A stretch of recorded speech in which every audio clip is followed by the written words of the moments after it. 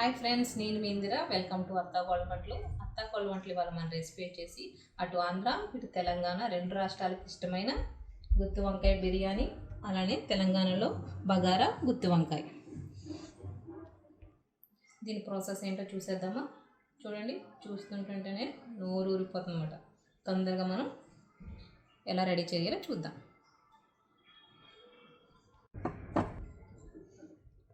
ముందుగా ఒక 3 ఉల్లిపాయలు నేను ఇలాగా పేస్ట్ కింద పట్టేసుకున్నాను. అవి వేసేసుకుందాం.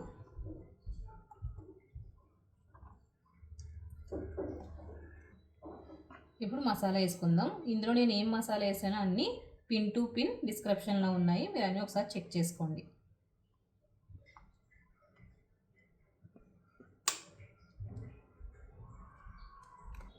పసుపు, కారం,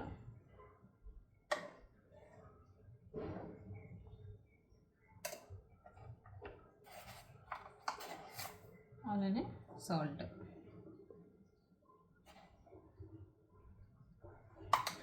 ఇప్పుడు మొత్తం ఈ మసాలా, ఉల్లిపాయలు, ఈ కారం, ఉప్పు అంతా కలిపి మొత్తం కలిపేసుకోవాలి.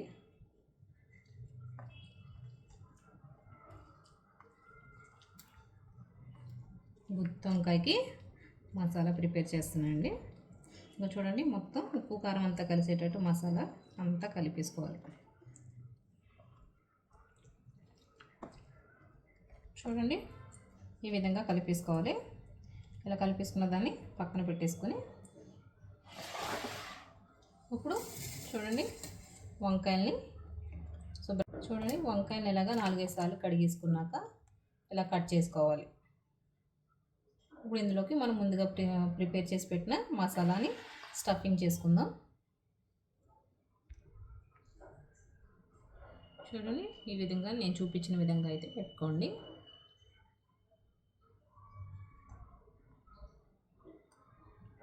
చూడండి, ఈ విధంగా 4 సైడ్లు రావాలి మసాలా అనేది.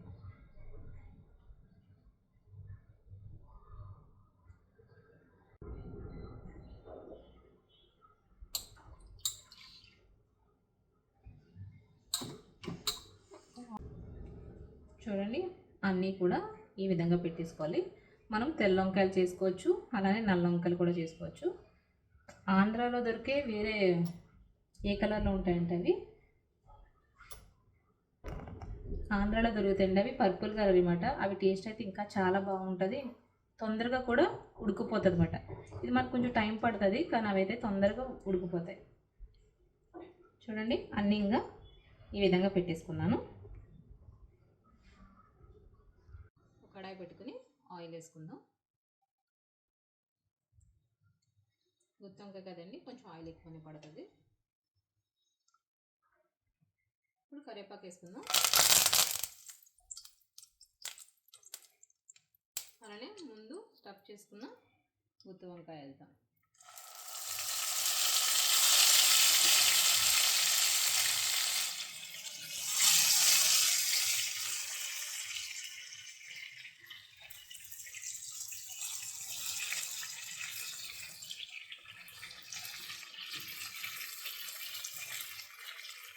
అన్ని వంకాయలు ఇలా వేసేసుకున్నాక మిగిలిన మసాలా కూడా ఇలా పైన వేసేసుకుందాం.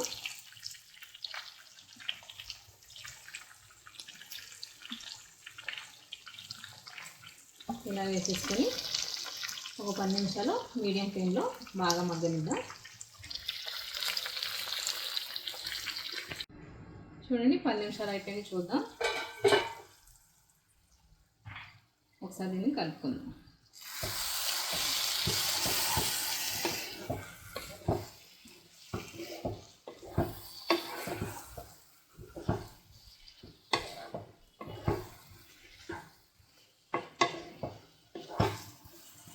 ఇలా కలిపేసుకున్నాక ఇంకో 10 నిమిషాలు లో ఫ్లేమ్లో పెట్టుకుని మగ్గనిద్దాం. ఇది 300 గ్రామ్స్ బాస్మతి రైస్ అండి. ఇది 1 అవర్ అయింది నేను నానబెట్టి. ఇప్పుడు బగారాకి 2 టేబుల్ స్పూన్ నెయ్యి వేసుకుందాం.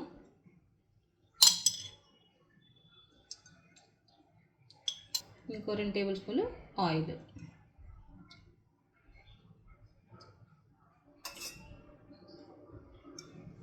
చూడండి బగారాకు కావాల్సిన మసాలాలు: సాజీరా, బిర్యానీ ఆకు, దాల్చిన చెక్క, మొగ్గలు, స్టార్ ఫ్లవర్, ఇలాచి. ఇది ఎంతెంత క్వాంటిటీయో మీకు డిస్క్రిప్షన్లో పెడతాను, చూడండి. ఇప్పుడు ఆయిల్ హీట్ అయిపోయింది కదండి, ఇప్పుడు ఇవి వేసుకుని ఫ్రై చేసుకుందాం.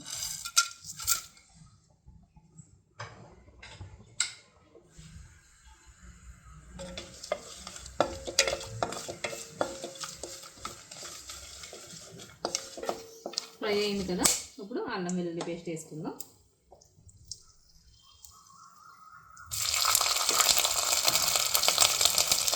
ఇది పచ్చివాసన పోయేదాకా ఫ్రై చేసుకుందాం.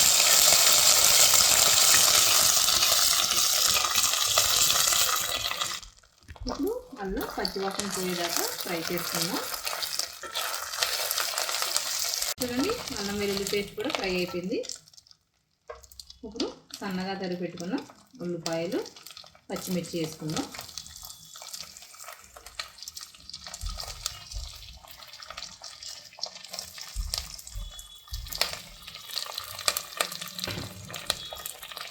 ఇది కూడా ఫ్రై చేసేసుకుందాం.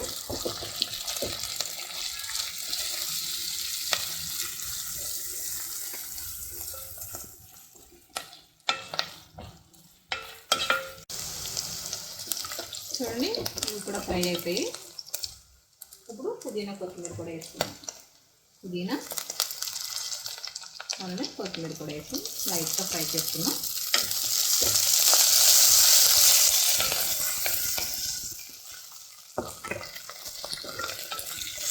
చూడండి ఫ్రై అయిపోయింది కదా ఇది.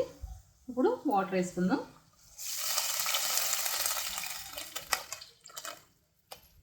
300 గ్రామ్స్ రైస్ తీసుకున్నాం కదండి, దానికి డబుల్ 600 గ్రామ్స్ వాటర్ వేసుకున్నాను. ఇప్పుడు రుచికి సరిపడా సాల్ట్ వేసుకుందాం. కొన్నిలాగా ఒకసారి సాల్ట్ సరిపోయిందో లేదో చూసుకుందాం. ఎందుకంటే కొంచెం ఉప్పు ఎక్కువనే పడుతుందండి, ఎందుకంటే రైస్ వేసిన తర్వాత మనకి సరిపోదు కాబట్టి.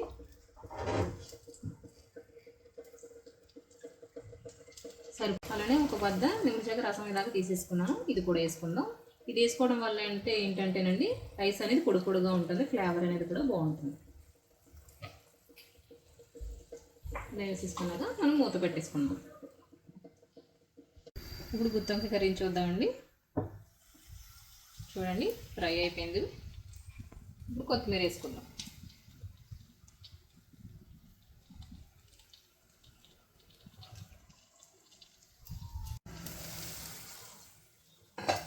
చూడండి బాయిల్ అయిపోయింది కదా వాటర్. ఇప్పుడు ముందుగా నానబెట్టుకున్న బాస్మతి రైస్ వేసుకుందాం.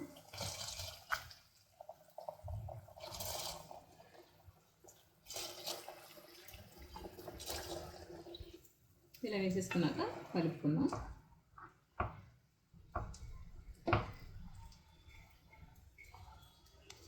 ఇలా కలిపేసుకుని హై ఫ్లేమ్లో పెట్టుకొని ఉడకనిద్దాం. చూడండి హై ఫ్లేమ్లో 10 మినిట్స్ అయితే అయిపోయిందండి. ఒకసారి తీసి కలుపుకుందాం. ఇలా కలిపేసుకున్నాక సిమ్లో పెట్టేసి మనం ఇంకో 10 మినిట్స్ ఉడకనిద్దాం. సిమ్లో పెట్టడం వల్ల మనకి రైస్ అనేది దుల్లుగా వస్తుంది. ఒకసారి తీసి చూద్దామండి అయిపోయిందో లేదో. చూడండి అయిపోయింది. మనం సర్వింగ్ బౌల్లోకి తీసుకుని సర్వ్ చేసుకుందాం. చూడండి ఇది ఆంధ్ర స్టైల్ గుత్తి వంకాయ బిర్యానీ.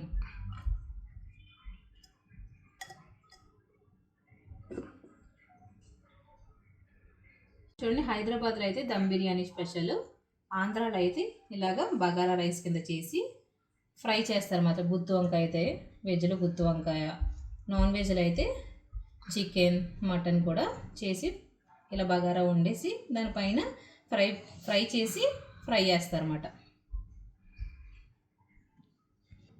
బగారా రైస్ అయితే రెడీ అయిపోయిందండి. ఇప్పుడు గుత్తి వంకాయ వేసుకుని గార్నిష్ చేసుకుందాం. చూడండి గుమ్మగుమ్మలాడే గుత్తి వంకాయ చూస్తుంటే నోరు ఊరిపోతుంది అన్నమాట. ఇప్పుడు ఫ్రైడ్ ఆనియన్స్ వేద్దాం. అలానే సన్నగా తరిగి పెట్టుకున్న కొత్తిమీర కూడా వేసుకుందాం. అలానే ఫ్రై చేసిన కాజు.